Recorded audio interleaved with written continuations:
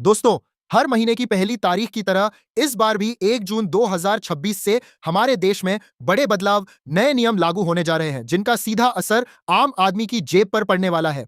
PF account से लेकर UPI, ATM तक 1 जून से आखिर क्या-क्या नियम बदलने वाले हैं? एक-एक करके सभी नए नियमों की विस्तार से जानकारी देखते हैं।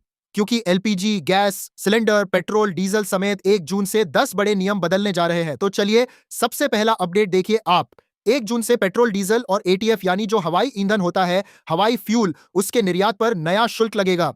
वित्त मंत्रालय की तरफ से आज लेटेस्ट नोटिफिकेशन जारी किया गया है, जो कि 1 जून 2026 से प्रभावी लागू होंगे। बात कुछ यूं है कि अभी जो आपको पता होगा, अमेरिका, ईरान, इजराइल के बीच जंग चल रही है। इस वजह से क्रूड ऑयल महंगा हो रहा है और हमारे देश में भी पिछले कुछ दिनों से पेट्रोल, डीजल के दाम बढ़े हैं, राइट?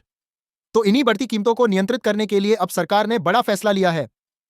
पेट्रोल, डीजल और एटीएम पर निर्यात शुल्क को घटा दिया है। जी हां, पेट्रोल पर 1.5 रुपए प्रति लीटर, जबकि डीजल पर 3 रुपए प्रति लीटर टैक्स में कटौती करने का ऐलान किया है सरकार ने, जो कि 1 जून 2026 से लागू होगा।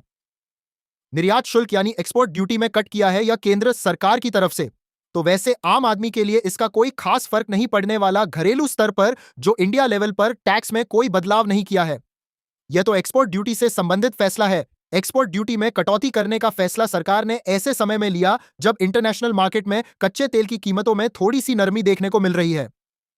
तो पेट्रोल, डीजल, एटीएफ पर एक्सपोर्ट ड्यूटी घटा दी है, तो इससे जो कारोबारी व्यापारी हैं उन पर जरूर थोड़ा बहुत असर पड़ेगा। जो ऑयल इंपोर्ट एक्सपोर्ट वगैरह का कार्य करते हैं उन पर, देश के भीतर ईंधन खरीदने वालों पर इसका कोई असर नहीं होगा। चलिए दोस्तों, अगला नया नियम देखिए। एलपीजी गैस सिलेंडर वालों के लिए भी सरकार ने एक नया आदेश जारी किया। 1 जून से एक घर एक कनेक्शन नियम लागू होने जाना। जी हां, यानी अगर आपके घर में एक से ज्यादा एलपीजी गैस कनेक्शन है तो अतिरिक्त गैस सिलेंडर को तुरंत आपको सरेंडर करना पड़ेगा। अब एक घर में सिर्फ एक ही एलपीजी कनेक्शन रखा जा सकेगा। केंद्र सरकार 1 जून से ही देश भर में one home one LPG connection यानी एक घर एक एलपीजी कनेक्शन नियम लागू करने का फैसला किया है और सभी एलपीजी उपभोक्ताओं को निर्देश दिया कि एक से ज्यादा एलपीजी गैस सिलेंडर हैं तो तुरंत सरेंडर कर दें। अब हमारे देश में एक परिवार जिसमें पति-पत्नी, विवाहित बच्चे और आश्रित माता-पिता भी आ गए, उन समेत एक ही रसोई के साथ केवल एक एलपीजी कनेक्शन ही वैध होगा। अतिरिक्त कनेक्शन रखने पर आपकी गैस सप्लाई बंद की जा सकती है और सप्लाई तभी बहाल होगी जब सभी अतिरिक्त कनेक्शन सिलेंडर आप सरेंडर कर दोगे। ऐसा अगर अतिरिक्त कनेक्शन सरेंडर करने के बाद सिर्फ एक कनेक्शन बचता है तो उसे डबल बोतल कनेक्शन यानी डीबीसी में बदला जा सकता है। और जो पीएनजी कनेक्शन वाले उपभोक्ता, अगर आपके घर में पाइपलाइन के जरिए गैस सप्लाई आ रही है, तब तो आपको एलपीजी कनेक्शन तुरंत ही सरेंडर करना होगा।